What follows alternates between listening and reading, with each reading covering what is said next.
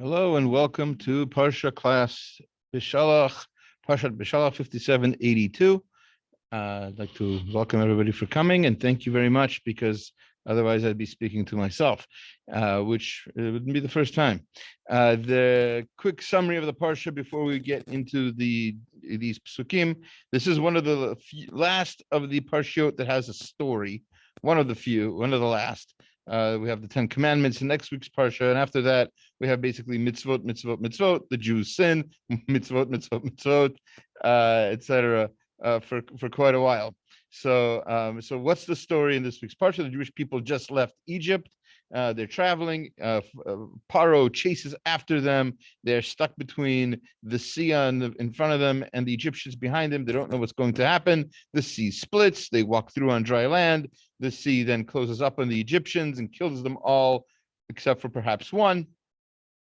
And at that point, the Jewish people are free completely and are able to go, but they get thirsty. They're in the desert. They get thirsty. They complain. Hashem creates a miracle, and they are able to turn bitter water sweet with this piece of wood, and they're able to drink. And they're then also provided with heavenly bread, the manna, is in this week's Parsha. And they're on their way to Har Sinai, which is next week's Parsha. That's before they get to Har Sinai, at the end of this week's Parsha, they get attacked by Amalek, and then there's a giant war, and Hashem makes this promise that we're going to learn about in some detail later. That he says there's going to be a war between me and Amalek for all time. It's a never-ending battle until the nation of Amalek is completely destroyed. Hashem is at war with them forever. That's basically how the Parsha. That's basically the story of the Parsha. And now we're going to look at the verses in quite some depth, if we may. I did make up the email that I was going to send out, but I'm having technical problems. I was still not exactly sure how to fix them. Hopefully I'll figure it out before the announcements are sent out, but I did send this, or I did try to send this out. It's made, but it's accessible. Hopefully, if you do need to look at it, hopefully you'll find a way to get there. Hopefully I'll be able to send out the email. I have a whole list of questions, all the usual email that I usually send out. For some reason, Microsoft is not my friend right now. Anyway, no offense, Microsoft, don't sue me. You'll win. All right, so Shemot, chapter 13, verse 19. We learn that Moshe was this whole time, by the way, think about it. It's hard to really imagine. This whole time that he's in the desert, we kind of picture him, sitting in the tent. We kind of pictured him, going up and down the mountain. We don't really imagine he's also this entire time really carrying with him the bones of Yosef Atzadik. He's carrying seemingly he's carrying the grave, the aron, the casket of Yosef.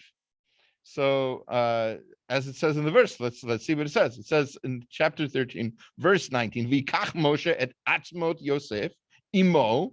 Moshe took the bones of Yosef with him. Ki hashbeh hishpia et bnei Yisrael lemor v'kol yivkod Elokim etchem v'litem et atmotzai mizeh itchem. Because he made, as Yosef made, a deal with the Jewish people. He made them promise that they would take his bones with them when they left for Israel, that he would be buried in Israel. And who does this? It seems Moshe does this. It doesn't say, and Moshe asked others to do it. It's Vikach Moshe atzmot Yosef imo. He himself took care of this particular task that the Jewish people promised to take care of. So this is all on Moshe. And the Gemara tells us in Sota 13a, it uses an interesting phrase to describe Moshe in this.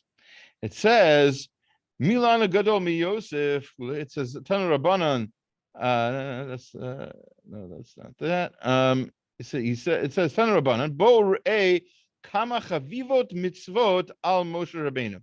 Look how precious mitzvot are to Moshe, our teacher. Shekol Yisrael Kulam Niti Asku Biza. Everybody, all the other Jews were busy in acquiring, in other words, in getting the gold and silver from their Egyptian neighbors. V'hu nit asek b'mitzvot. But he was busy with mitzvot. Shenamar, as it says in a verse in Mishlei, chapter 10, verse 8, Chacham leiv yikach mitzvot. A person, a wise of heart, a person with a wise heart takes on mitzvot. And that's in reference to Moshe Rabbeinu. So Moshe is so wise, he does mitzvot. The Jewish people, they were busy with Biza, they were busy, collecting money, plundering Egypt. That's what they were doing. Rav Shimon Schwab in Mayan Beit HaShoeva asks a question. And it's a question that maybe you're already thinking, I hope. It says, right, it says, he quotes the Gemara just like we did, Vikach Chacham Leiv Yikach Mitzvot. And then he says, after the parenthesis, he says, Af Shagam Osek Ha'am Bekesef Zahav. Haya Alpi Mitzvot Hashem. V'haya Bebechinat Mitzvot Aseh Deoraita. They weren't just plundering because they wanted gold and silver. Why were they doing this? Let's think back for a moment. They were doing this because it was commanded to them to do this. They had a mitzvah to do this. They had to do this. So they're also doing a mitzvah. So how is Moshe's mitzvah he's such a chacham leiv. He has such a wise heart because he's doing mitzvah and all the other Jews are plundering. The Gemara, what are you talking about? They weren't plundering. They were doing a mitzvah too. Mikol Makom, Nikor Moshe, Chacham Leiv. Nevertheless, the Gemara calls the Moshe a Chacham Leiv, a man of wise heart. Because he took care of the bones of Yosef. Shebadayin zeb eza mitzvah rui lo asik lahachriya b'chachmota l'teit mishpat habchura b'mitzvah zu shel atzmot Yosef.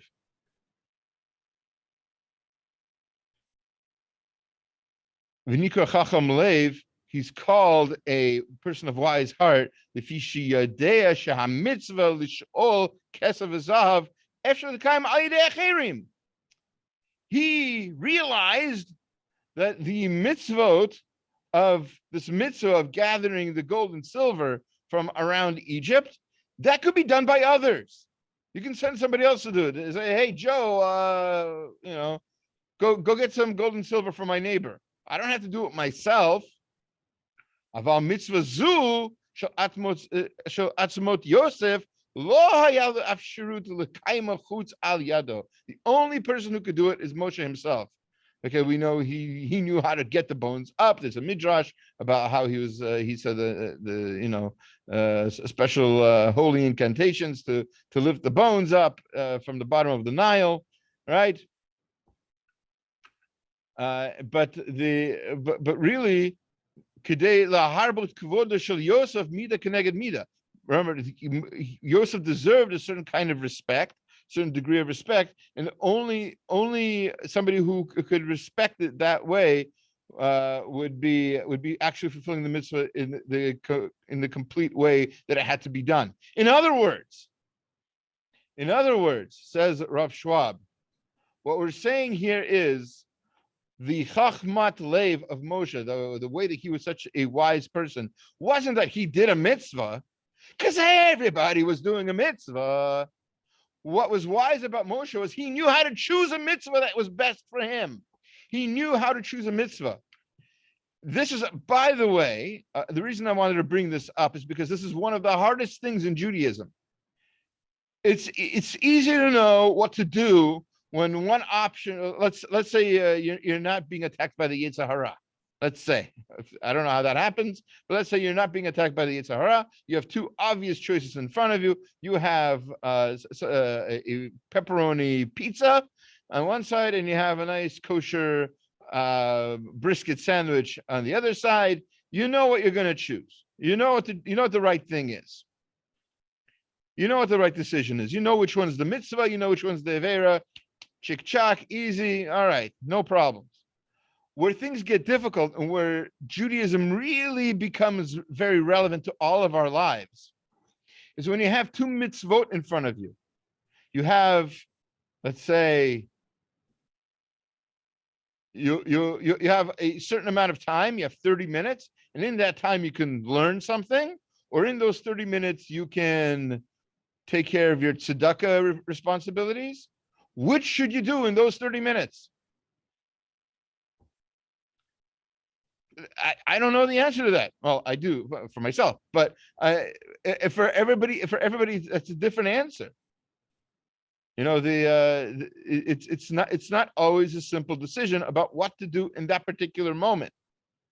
And that's what Moshe Rabbeinu is teaching us. That's what the Gemara is calling Moshe, this Chacham Lev, that he is able to choose correctly which mitzvah to do at the right time. That's the Chachma that we need to learn from life and from other people's examples.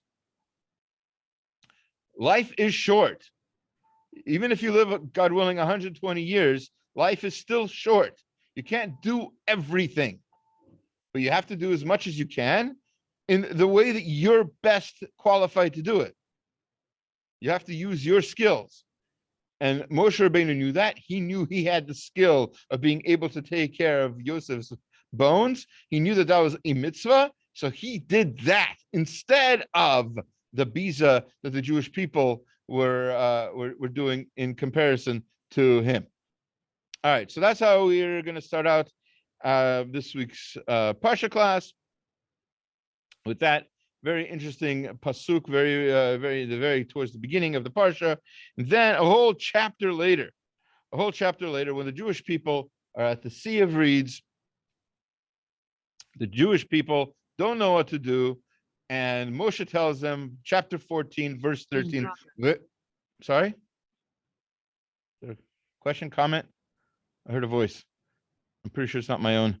All right. No, I heard one also, but it wasn't. All right, good. Whew. I thought I was going crazy again. All right, so only once per week, I say. All right, so 14:13 says, Moshe said to the people, Al tirau, don't be afraid. Hityatzvu, stand still. Uru'u et Yeshuat Hashem, and you will see the salvation of Hashem, Asher Yasa Lachem, that Hashem is going to perform for you Hayom today. Ki Asher Reitem et Mitzrayim, you're going to see Mitzrayim Hayom today. Lo tosifu lirot od ad olam. Now you're never going to see them ever again, which is true. Those Mitzrayim who were at the sea, they either all died or almost all died. Either way, the Jewish people would never be bothered by them again. So that's all cool. No, this is nothing very deep in that pasuk, you would think. But then comes along the Chomat Anoch, the Chidah, and he points out that this word Hityatzvu, which we translated as stand still, Efshar L'Romez, could be a hint. Hityatzvu gematria. So do the gematria. So Hityatzvu is 5 plus 400 plus 10 plus 90. By the way, for now it's 505 plus 2 plus 6, which is another 8. So it's 508. Gematria, it's the same gematria as Chatan Kala, groom and bride. I just thought that was beautiful. We could just leave it there, and that's a beautiful thing because in our Jewish life cycles class, we're learning about the marriage process. So it's kind of cool, but that's not all. What does that mean? What does standing still have to do with the bride and the groom? So he says, L'Romez, this hints to Masha Katuv Rabbeinu Zal. This is what our rabbis teach us. Kasha L'zvugam kikriyat yamsuf. It's as difficult to make a zivug. It's as difficult to make a match, not a match like to light fire. It's as difficult to make a match of a couple, to match up a couple, is as difficult as splitting the sea. We know that that's one of the things Hashem is busy with, making zvugim, combining pairs, right? So he was involved in the Yamsuf. He was the only actor in the whole splitting of the Yamsuf. Pretty much nobody else did anything else, really. So it's as difficult to make a shidduch as it is to split the sea. So that's the old saying. So aside from also, he goes on to say that it's also a reference to the fact that the Jewish people are like a bride to Hashem, that they've been married to each other. And that's what Hashem was showing when he split the sea, is that he's giving to the Jewish people. And that's what a bride and groom are supposed to do for each other. But that's not what I wanted to focus on right now. What I want to point out is how beautiful this is. This idea we've been learning about in our other class, on our Monday night class, is all about how difficult it is to make shidduchim. Shidduchim are so there's such a process, and there's this and there's that, and it's so important to find the right person. It is important to look for the right person, and then you hear stories like unbelievable stories, like this person who should have never met this other person, and they're in the right place at the right time, and bam, they're the perfect couple for each other. That's exactly what we're talking about. That's sort of, and it happens so often that it's this statistical anomaly that should never happen. Happens so often that it's for sure in the hands of Hashem that these things happen. It's a beautiful thing, and we should only see simchot like that. Continue. Okay, so chapter 15 is the song at the sea, Shirat Hayam. Pretty well known for those of you who daven every day, because listen, you're saying it every day, hopefully. So it's a very, very deep poem, as all poems in the Torah are. Much depth, very difficult to translate some of the words in a way that makes sense grammatically, etc., etc. But we're going to look at a famous question about just the first word in Az Yashir. That's right, the word Az, which usually means, I don't know, I don't even know how to translate it into a proper English word. Then, at that time, I guess. So let's see what the Beit HaLevi has to tell us about this word Az, based on a midrash. So it says, Az Yashir Moshe v'nei Yisrael et hashira hazot. At that point, then, as Safari translates it, Moshe sang, really should be will sing, and the Jewish people this song together to Hashem v'yomru le'mor ashir Hashem ki go'a sus hurachbo rama vayam. The part of the words are that the horse and its rider were thrust into the water. So that's chapter 15, verse 1. So the Midrash, famously Shemot Rabbah, and it's really at the end of Shemot Rabbah 23:5, if you want to look it up, says an interesting thing about this word Az. Moshe chose this word with some care and concern, with a little bit of calculation. And the reason he chose this word, let me try to find it here.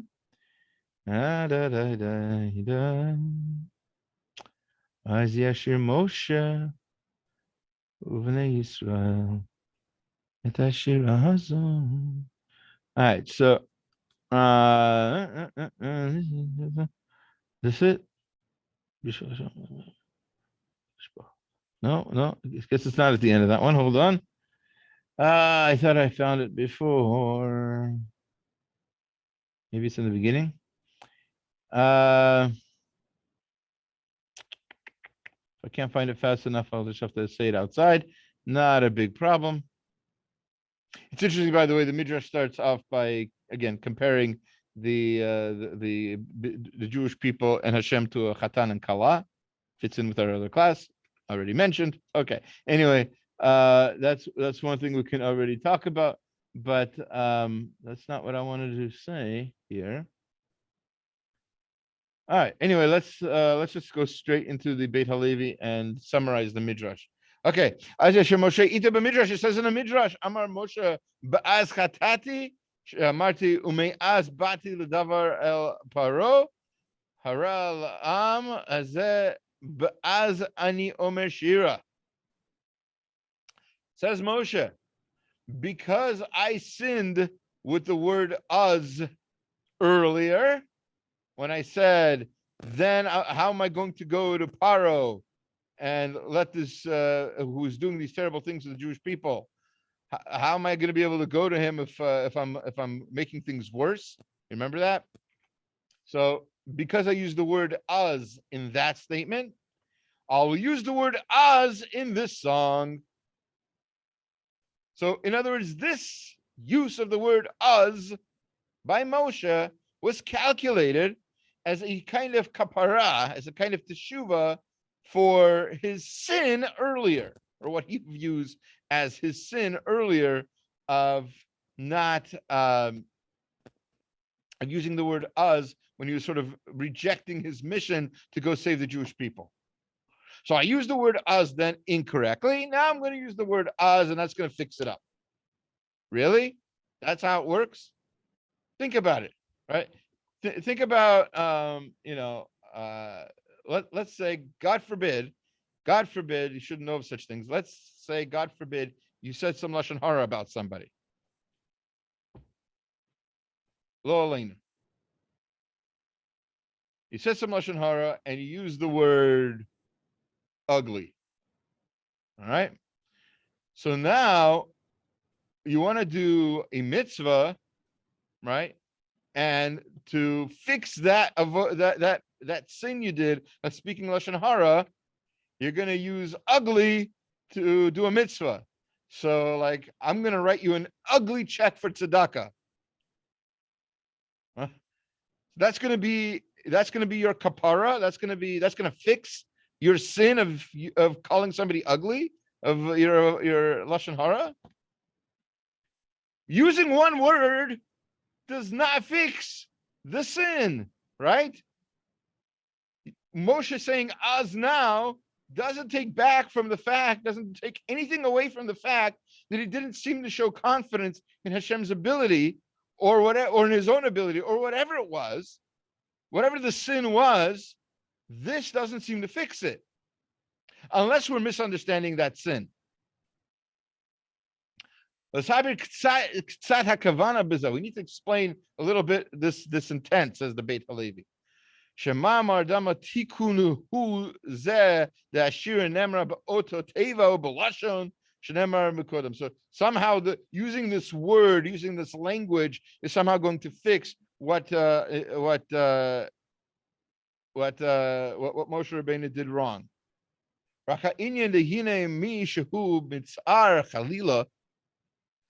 So the answer to this, you have to understand that if somebody is in some kind of pain, God forbid, V'akadosh Baruch Hu ozro umatzilo, and Hashem helps him and saves him, but nothing l'akadosh Baruch Hu shalach v'hodaya, and then ala tova she'asalo, and then this person was in pain, has been rescued. What's he going to do? He's going to want to thank Hashem.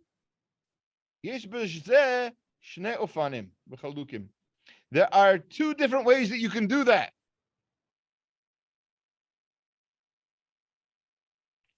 If the main reason the person is happy, and the reason he really wants to praise Hashem, Rak Avor Tuvato V'Kival V'Tzalato Me'atzar, is because Hashem saved him from this difficulty. He's not going to have any greater joy than that. If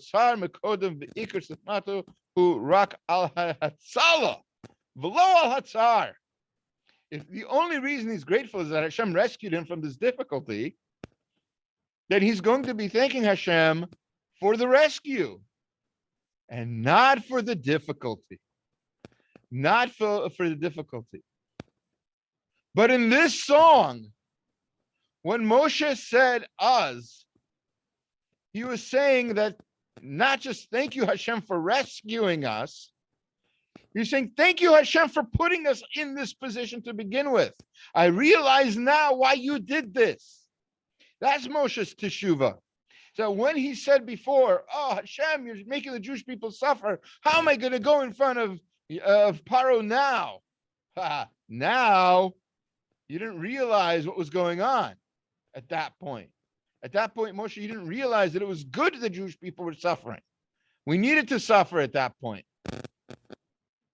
But now, at this point, that the Shira, his eyes are open, and he's realizing that the difficulties that the Jewish people suffered in Mitzrayim built them into the nation that was able to walk into the water. They would not have been able to do that before. And that strength, that grit that the Jewish people had at this point, that's also worth praising Hashem for. Even though, obviously, at the time, it was difficult and painful. We have to thank Hashem for that too. This is not an easy thing for us to talk about when we talk about something that's a short while ago. When it's a long time ago, yeah, we can say, oh, thank you, Hashem, for putting us in Egypt.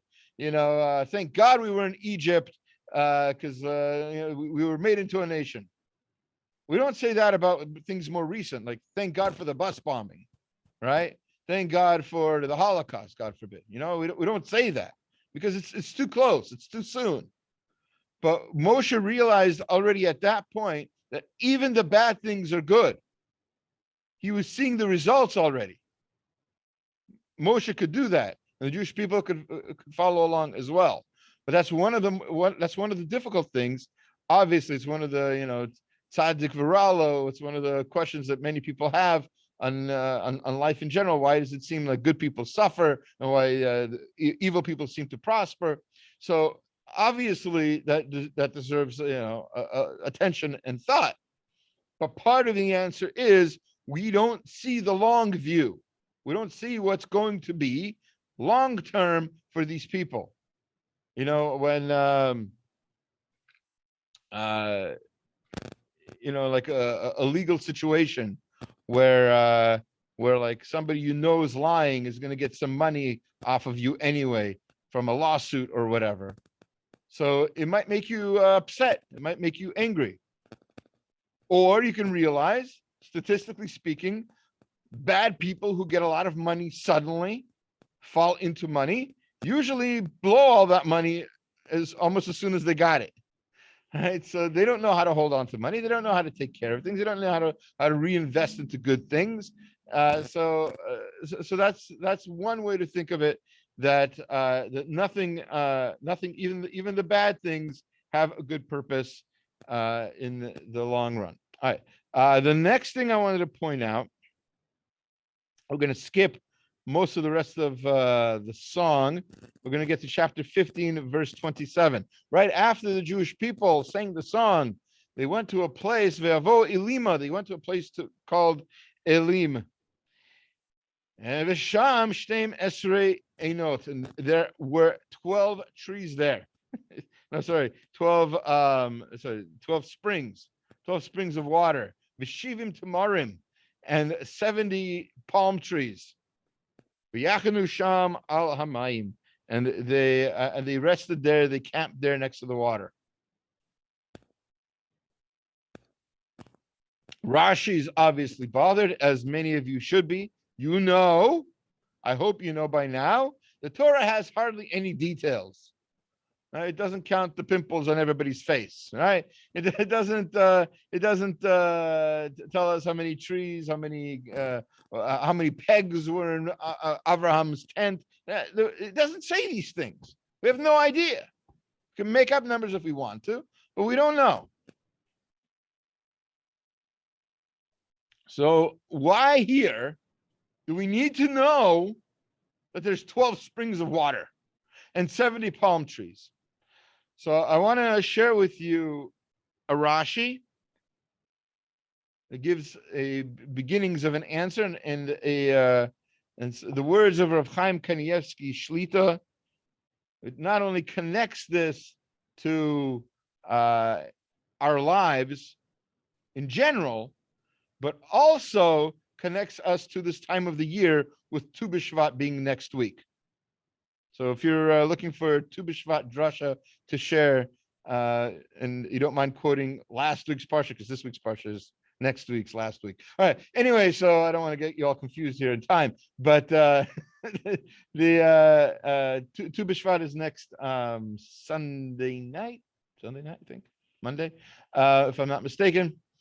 Either way, so it says Rashi, Shtemesrei Einot Mayim, these 12 springs of water, Keneged Yud Beit Shvatim, Nizdamu Lahem. There are 12 springs because there are 12 tribes.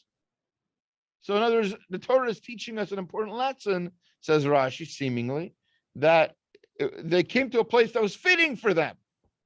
There were 12 springs. 12 tribes could gather around the 12 springs. That's exactly what they did. They gathered by the water, right? Each tribe theoretically by each spring. So they were able to, regain that familial feeling that the tribes need to have also, besides the whole group of Israel being in one place together. There's also each individual group needs to have their own chizuk, their own strength. All right. Perhaps that's a reason for that. V'shivim tamarim, at these 70 trees, boy, oh boy, this is going to throw you for a loop. You ready for this? Keneged shivim zekanim, says the Mechilta. The Mechilta, Rashi quotes the Mechilta, the Midrash and the Mechilta, that these 70 trees are a reflection of the 70 elders who sat in court, right? The 70 judges. What? Were they judging people? What's happening? So that's where we need a Rav Chaim. So he says, Shivim Tamarim Perish Rashi Keneged Shivim Zekanim. He says that this is also in the Mechilta. We knew that. Thank you. Still, we knew that. But Tzarech Tam, we need to know the reason. Lama Dafka Tamarim. Why is it specifically date palms? It could have been anything, right? 70, 70 this, 70 that. It could have been 70 boxes of tissues were in that place. 70 bottles of water, 70 shoes. Why 70 date palms? Yishlomar Alpi Gemara B'Psachim per Pei Zayin Amud Bet. So the Gemara in Psachim 87b says, Lo hagala Kadosh Baruch Hu et Yisrael b'Vovel ele kadesh liyachol tamarim v'yashku b'Torah. Hashem sent the Jewish people into Bavel to eat dates and to learn Torah.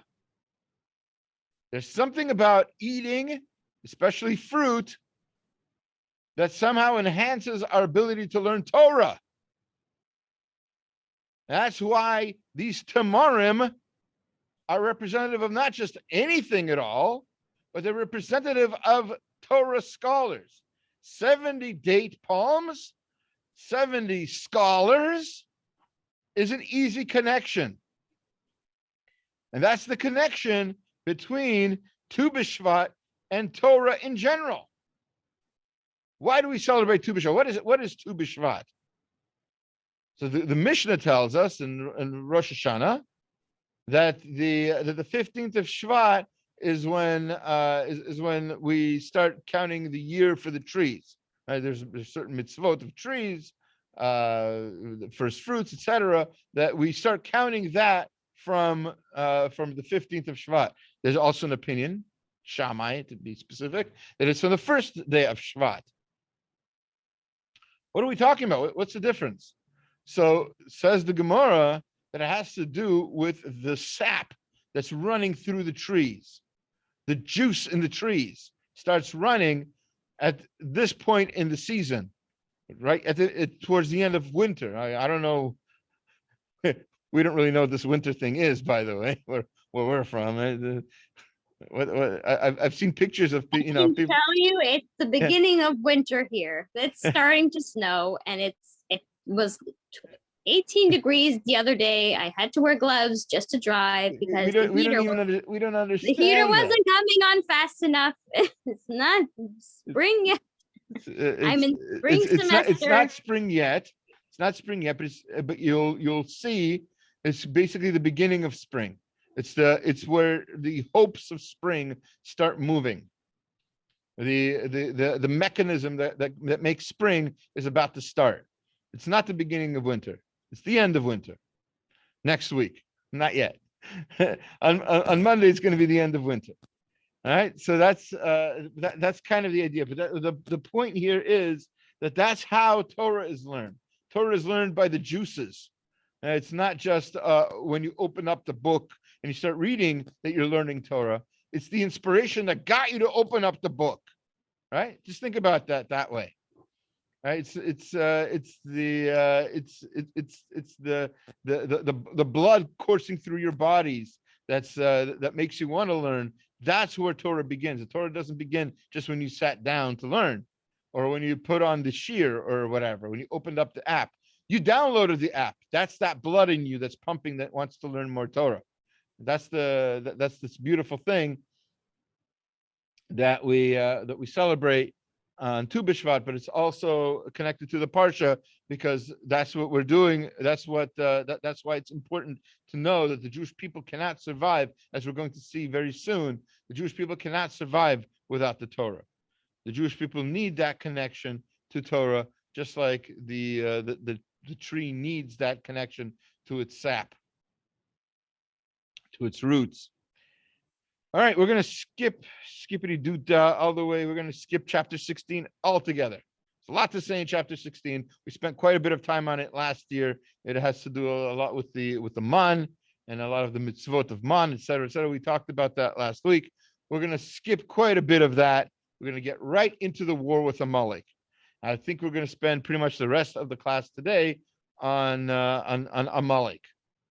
There's quite a bit to say. We have the Or HaChaim, the Chafetz Chaim, Rashi, the Gur Aryeh, Moshe Feinstein.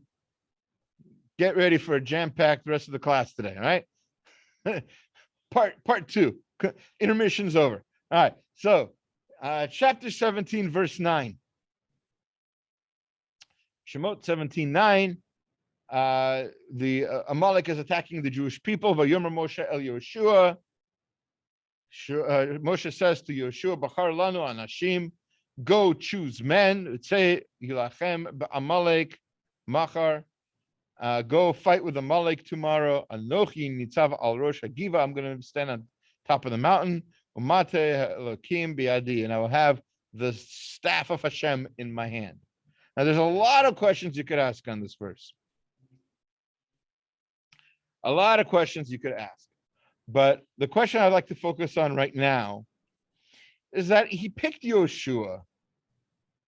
Now, this is such a problem, by the way, because it goes against everything we know about Moshe. We know Moshe, as you said in the beginning of this week's Parsha class, he took the bones of Yosef.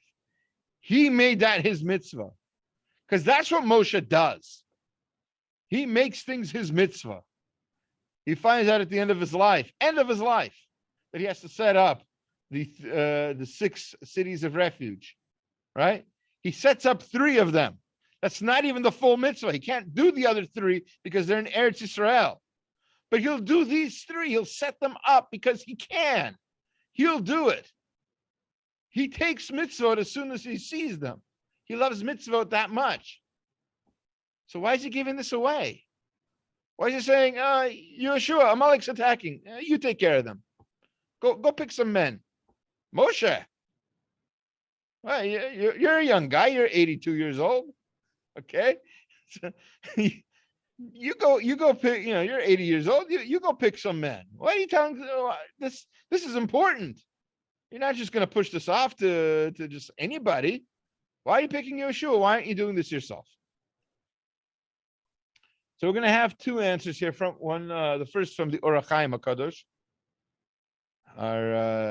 our Moroccan representative of the evening, And so says the Or HaChaim. Moshe El Yehoshua.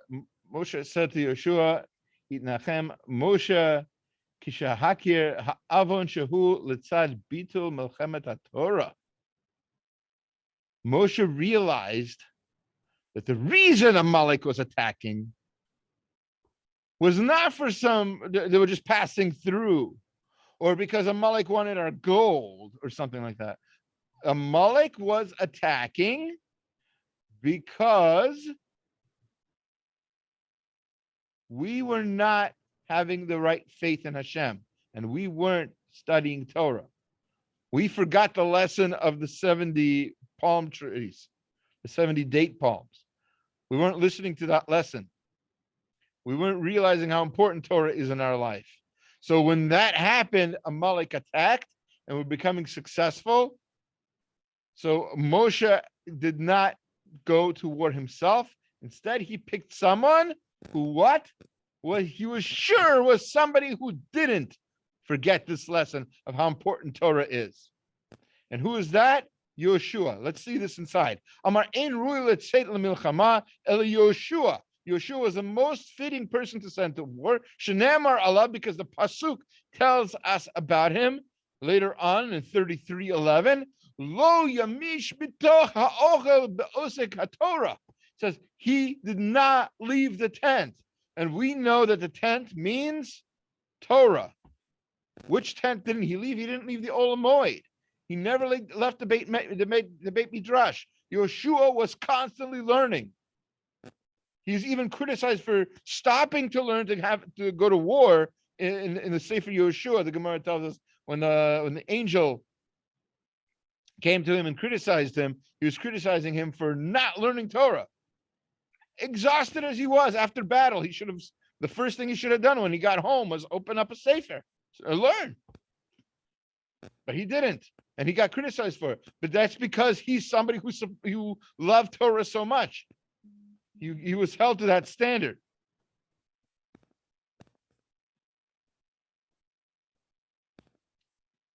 And because Yehoshua is somebody who was osek in Torah and always realized the importance of Torah in our life, he was the perfect person to send on this particular mission. It wasn't something that Moshe was just pushing off, passing the buck. I don't want to do it. Somebody else got to take care of this one. No, Moshe would have done it himself, but he needed to choose somebody he knew really appreciated Torah, and there was nobody more appreciative of Torah than Yehoshua. That being the case, he chose Yehoshua.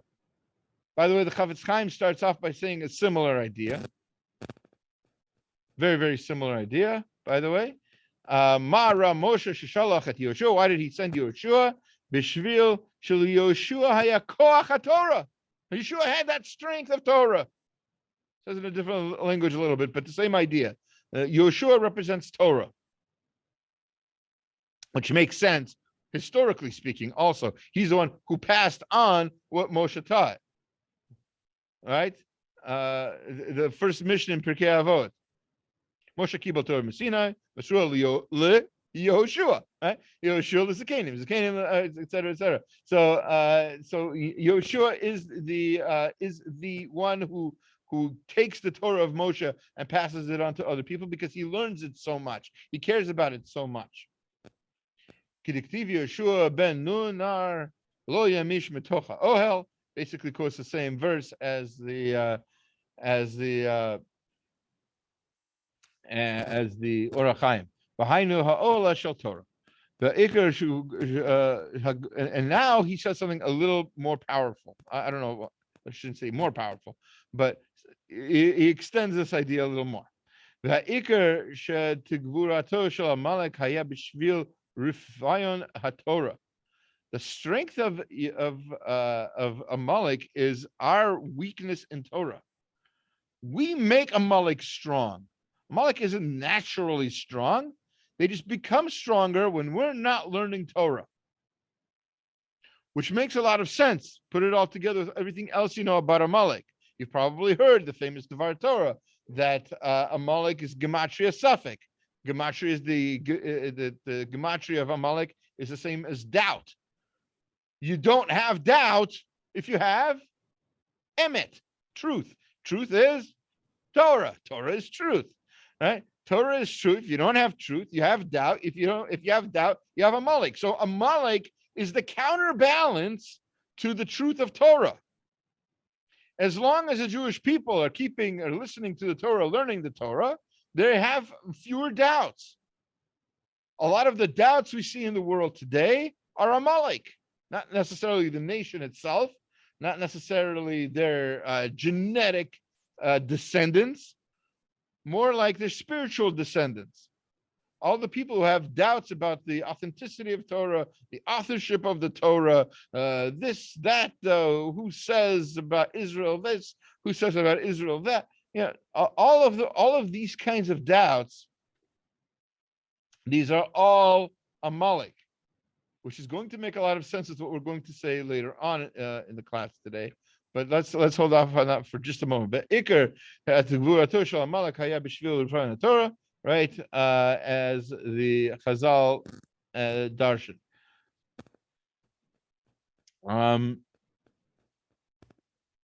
Let's just skip a little bit. So then he goes into the actual language of the verse, because you see, it says Yarim, right? Yarim means future tense, that we will fight Amalek.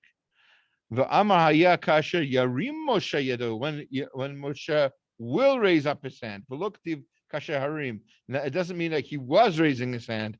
Lo l'cha shebechol dor v'dor kasher Yarim Moshe yado hainu koach haTorah as yigvar Yisrael v'im lav chas v'sholom gavar Amalek. Amalek will be successful if we're not learning Torah. And that's in every generation. That's it's true. If it's as true then as it is now, says the Chafetz Chaim. We are especially this generation. There's so much doubt. We're over encumbered. We're surrounded on all sides by falsehood. We have to go through this muck, through this muddy river to get to a kernel of truth. Right? That's how I perceive the internet and in the information age right now, the media and everything else. There's so much not true and only a little bit of truth. It's hard. It's hard to talk to people sometimes. I have my facts. You have your facts. There's different facts. Sorry, my friend, that's not how it works. We can't have different facts. We can have the same facts only. You can have different opinions about the facts, different perspectives, but we don't have different facts. Facts are that's by definition something you can't mess around with. So for all that, that's what the war of Amalek is. In fact, this next verse 17-16 makes it very clear. And this is the last verse we'll learn tonight. God willing, hopefully we'll be able to get through this beautiful piece of the Maharal in Gur Aryeh on Rashi, and even end up and finish up with some likewise beautiful thought of Rav Moshe Feinstein. Zecher Tzadok Levracha. So says the pasuk, says the verse. 17-16. Vayomer ki yad al. So this is already after the war. The Jewish people were successful. Amalek retreated. They're gonna come back again later. Don't worry. But for now, they retreated. Vayomer, and he says, Vayomer al yad al kes ka. My hand on the throne of Hashem. Milchama Hashem ba'Amalek midor dor. There's going to be a war with Amalek, between Hashem and Amalek, in every generation. And that's probably where the Chafetz Chaim got the idea that we mentioned earlier, that indeed there is a war that is constant. And if that war is the war of Torah in truth, then it's pretty easy metaphor to make here. It's a really easy connection. You just look around outside, you'll see a lot of craziness going on, and it's pretty clear that that's what they're talking about. But says Rashi, a little bit confused. Rashi is because of one word, the name of Hashem, because usually we don't have the Yud Hey name of Hashem. We have the Yud Hey Vav and Hey. We have Elokim. We have Shakai. The name Yud and Hey is not used so frequently. So why is it being used here? Yado Shal HaKadosh Baruch Hu Hurma Shava Bekiso Liot Lo Milchama Be'eva Ba'Amalek Olamit. Hashem is promising by symbolically putting his symbolic hand on his symbolic throne, saying that he's always going to be at war with Amalek. It's basically making a promise, a shavua. Mahu case. Why is it called case instead of kisei, as you know, spelled with an aleph? This does not have an aleph. Lo namar kisei. Why doesn't it say kisei? Says Rashi Vav Hashem nechalek l'chetzu. And why is Hashem's name cut in half? Nishba Hakadosh Baruch Hu she'ein shemo shalem. He's swearing that his name is not complete. Ve'en kiso shalem, and his throne is not complete.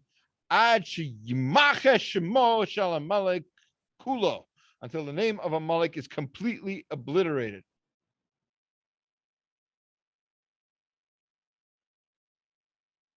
Hashem is not complete. His throne is not complete until Amalek is destroyed. Oh boy, do we have a problem. Because is Amalek destroyed? No.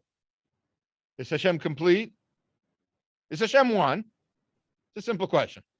Ask any Jewish kid 3 years old and 3 years old and older who's gone to some Hebrew school. Is Hashem one? And the answer is Shema Yisrael, Hashem Elokeinu, Hashem Echad. Yeah, of course he's one. What does it mean Hashem is not complete? Hashem is not whole. Of course he's whole. We say it every day, twice a day, at least. Says the Maharal. But we have to remember, we can never forget that the Rashi is never, or very, very rarely is he writing his own Kedushim, his own unique thought. Very rarely. I can count on one hand the amount of times that he says something that's not already basically a quote or paraphrase from someone else. But he's basically quoting the Midrash Tanchuma. So it's not just Rashi. It's not like Rashi got this wrong. We have to understand the Midrash. We have to understand Rashi.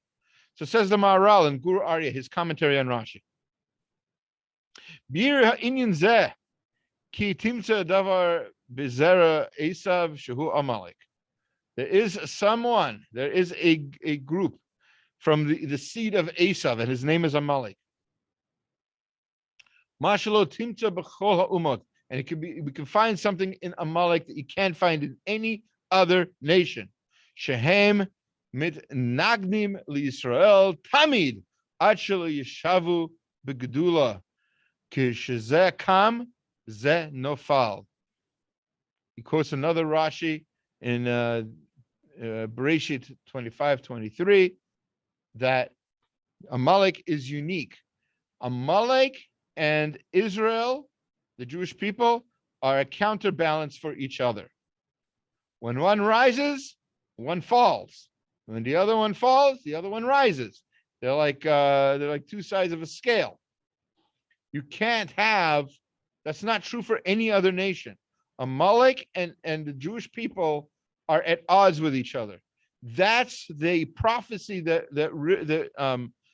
Rachel got, that Rivka got when she was pregnant, and she knew that there were two umot, two nations in her womb, and one was going to be above the other. What that meant was one would always be above. You can't have both of them on an equal high. When one's above, the other one's below. The Inyan Zemora Shehem Hafachim Legamre Mikol V'Kol. They are complete opposites to each other. So then we have to ask the question. What does that mean then?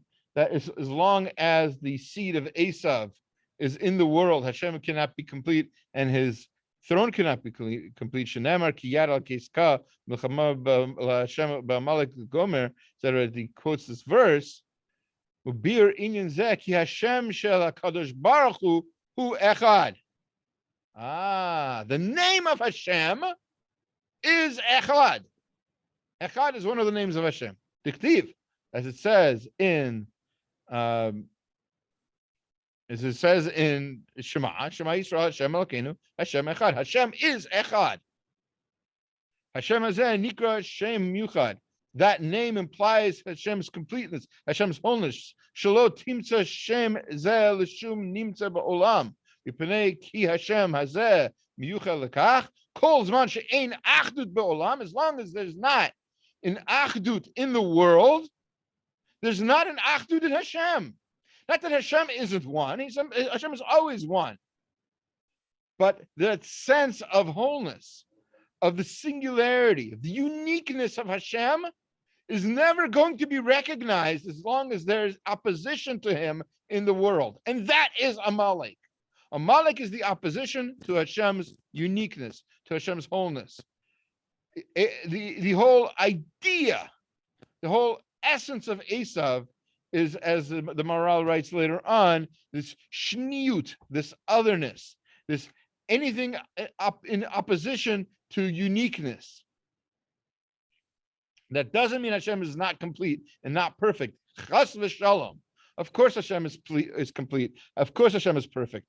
That is his essence. What it means is that his name will not be found to be complete in this world as long as Amalek is around. So what does it mean that his throne isn't complete? Is that different? His name is not complete and his throne is not complete. What are these different things? So his throne is his kingship. His throne is his mastery over the world. Of course, he is the master of the world. But as we know, you're not the king if nobody recognizes you as the king. And as long as there's Amalek in the world, Hashem's kingship isn't complete. Hashem isn't the king of the entire world, as he should be.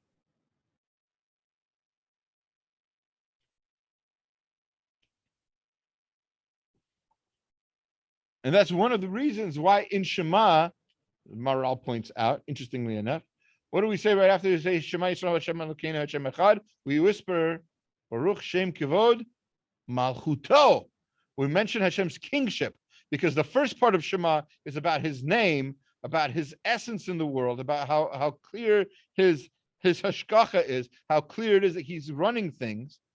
The second part, Baruch Shem, is telling us that we're supposed to remember that Hashem is supposed to be the king.